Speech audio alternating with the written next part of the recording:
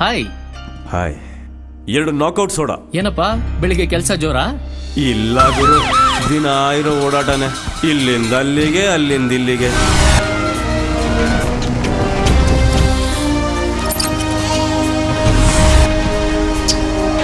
ಅಷ್ಟ್ರ ಮೇಲೆ ಕರೆಂಟ್ ಬೇರೆ ಹೋಗ್ಬಿಡ್ಬೇಕಾ?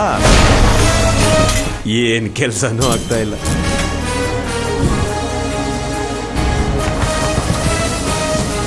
ಇದ್ರ ಮಧ್ಯದಲ್ಲಿ ಬಾಸ್ಗೆ ಹುಷಾರ್ ತಪ್ಪಿಡ್ತು.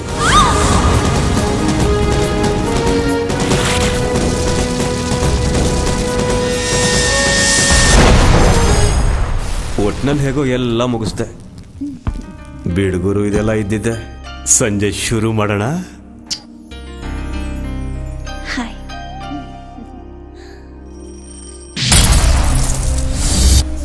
ಮೀಟ್ರ್ ತೋರ್ಸು, ನಾಕ್ಔಟ್ ಸೋಡಾ ತರ್ಸು.